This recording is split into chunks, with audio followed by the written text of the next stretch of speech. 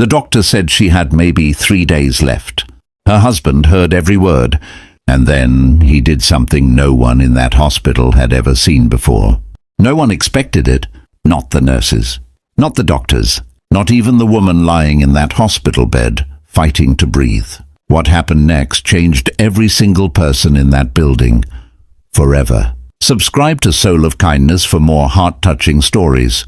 The emergency room of St. Mary's Hospital had seen 1,000 broken people walk through its doors.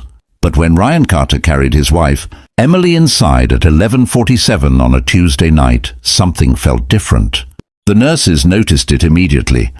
Not just the panic on his face, but the way he held her, both arms wrapped around her like she was the most precious thing he had ever touched. Like if he let go, the whole world would fall apart.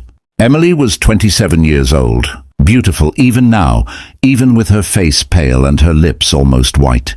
She had collapsed at home while cooking dinner. Ryan had found her on the kitchen floor, still wearing her yellow apron, the one with small sunflowers on it. The one he had gifted her on their first wedding anniversary just 8 months ago. They had only been married for 8 months. Ryan was 29, a quiet man, a carpenter by trade. He didn't talk much, but when he looked at Emily, his eyes said everything words never could. The doctors rushed her in. Ryan stood at the edge of the hallway, hands shaking, still wearing sawdust on his shirt from the workshop. He hadn't even changed. There had been no time. A nurse touched his arm gently. "Sir, please wait here. We'll take care of her."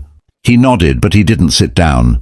He stood, he waited, and he prayed, and quietly, desperately, in a way that made 2 passing nurses stop and look at each other with heavy hearts.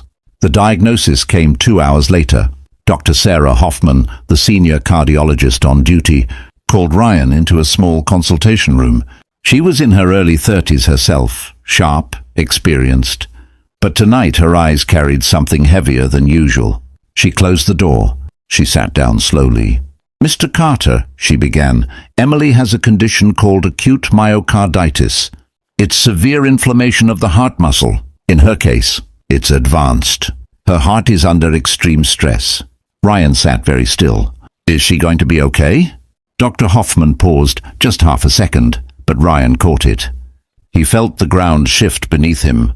"We are doing everything we can," she said carefully. "But I have to be honest with you. The next 72 hours are critical. Her heart is very weak. If it doesn't respond to treatment..." She stopped, took a breath. "You need to prepare yourself." Ryan stared at her. "Prepare myself," he repeated. Not a question, just the words, sitting in the air between them like broken glass. "I'm so sorry," Dr. Hoffman said softly. "She's young, and we are fighting for her. But you need to know the reality." Ryan stood up slowly. He looked at the doctor. His jaw was tight. His eyes were wet, but he didn't cry. Not yet. "Can I see her?" he asked. "Yes, she's stable for now. Room 14. He walked out of that consultation room, down the hallway, and stopped just outside room 14. He pressed his back against the wall. He closed his eyes. And in that quiet corridor with machines beeping softly around him, Ryan Carter finally let one tear fall down his face. Just one. Then he wiped it away, straightened his shoulders, and pushed open the door.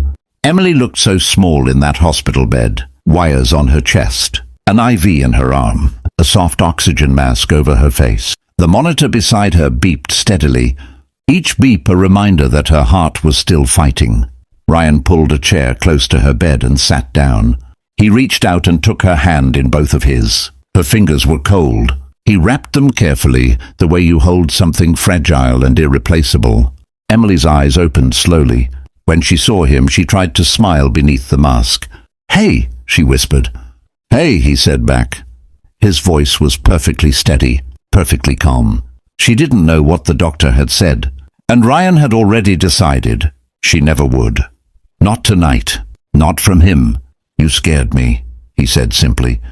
"I scared myself," she breathed. "I'm sorry about dinner. I think I burned the pasta." He laughed softly. A real laugh. "That's okay. I'll cook tomorrow." She squeezed his hand weakly. "Ryan, how bad is it?" He looked at her eyes. those warm brown eyes he had fallen in love with 3 years ago, in a coffee shop when she had accidentally taken his order and laughed so hard she spilled her own drink. "It's going to be fine," he said. "You're going to be fine." It was the most loving lie he had ever told. He stayed there through the night. He didn't sleep.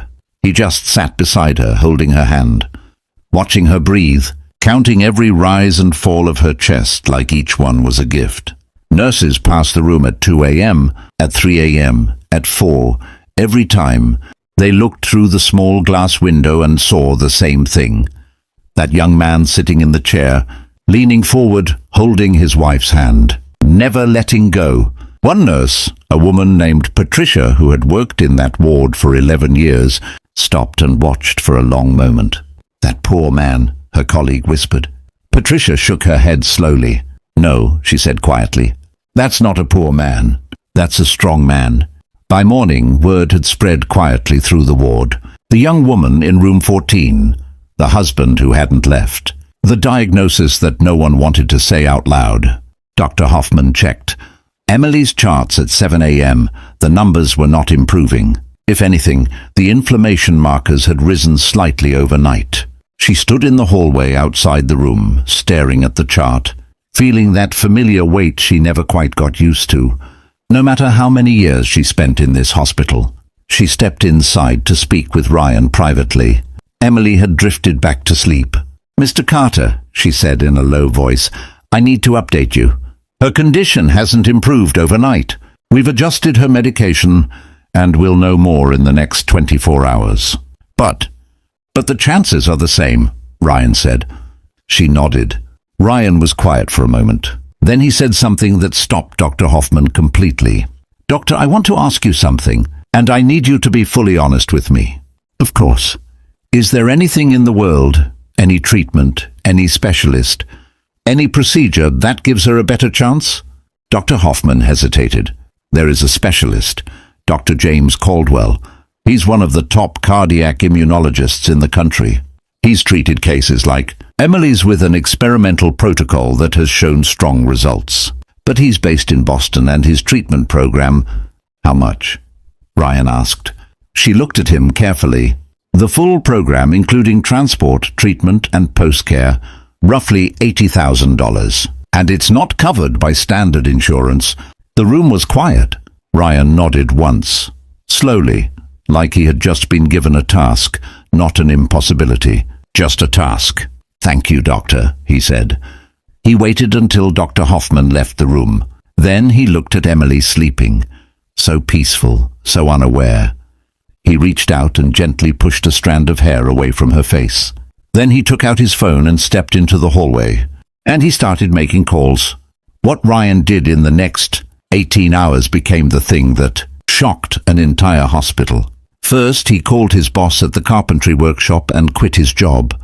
Not because he was giving up, but because he needed to liquidate something. His tools, his van, his equipment, everything he had built his small business on over 4 years. He sold it all by noon for $11,000. Then he called his landlord. He asked to break their lease and offered to forfeit their deposit. Agreed.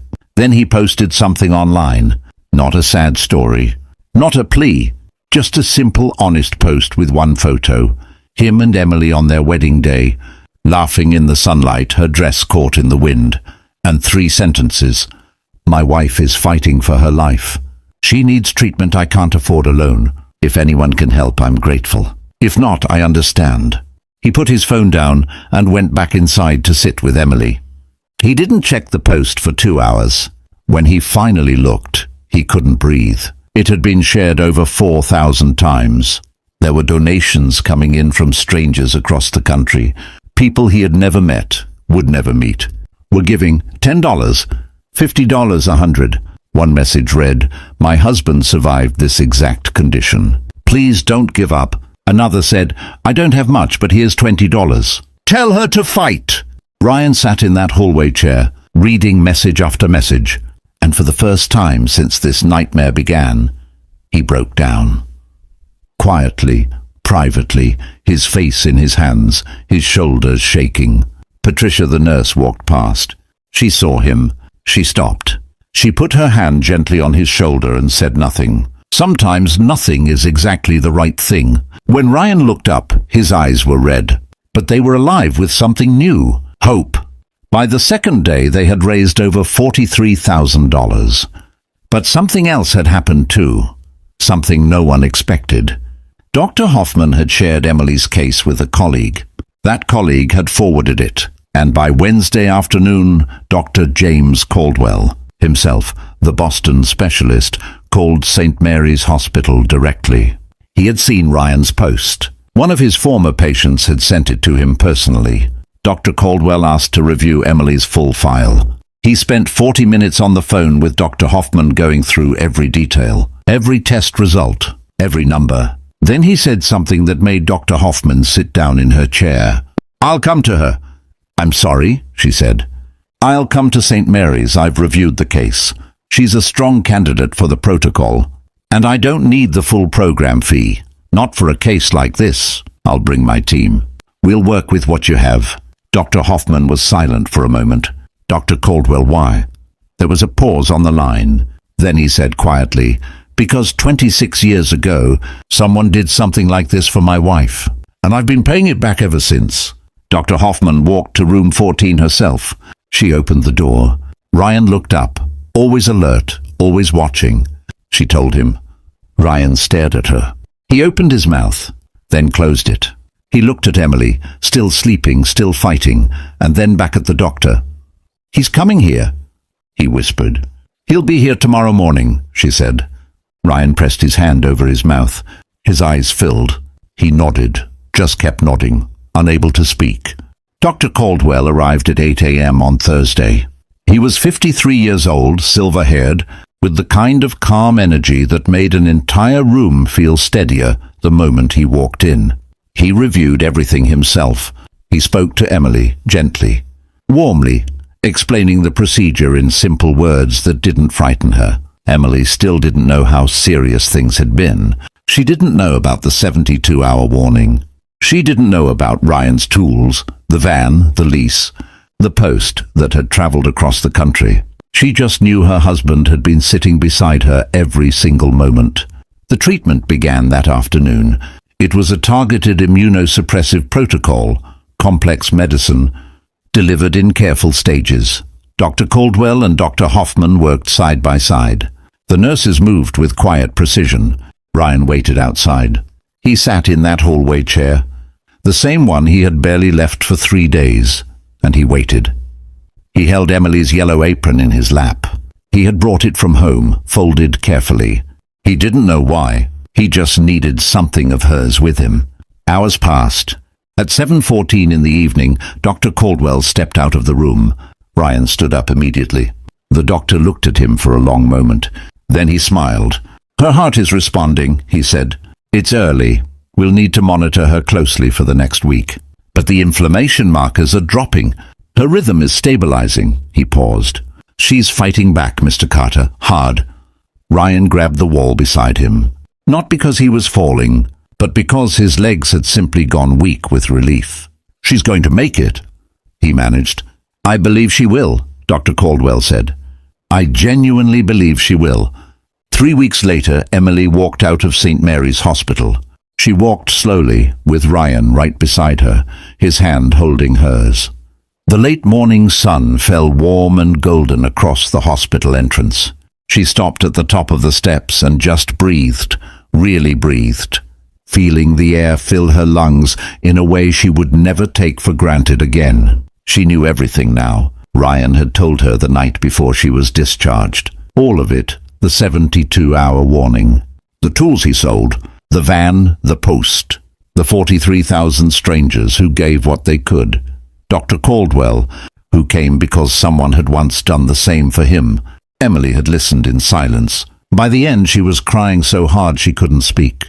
She had turned to Ryan and looked at him, really looked at him, and said the only thing she could find, "You never told me how bad it was. You just sat there, every single day. You never let me feel afraid."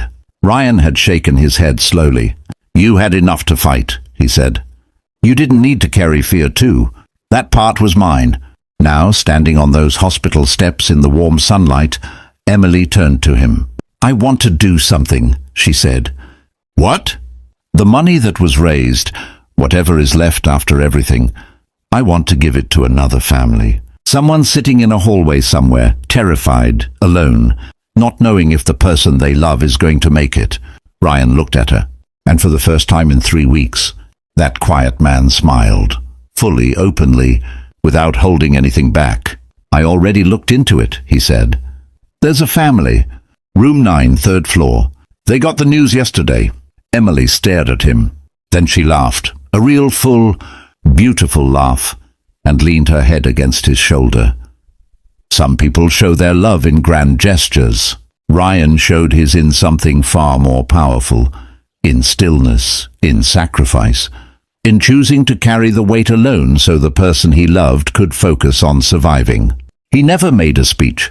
He never asked for recognition. He just sat in that chair, held her hand, and refused to let go. And sometimes that quiet, steady, unwavering kind of love is the most extraordinary thing in the world.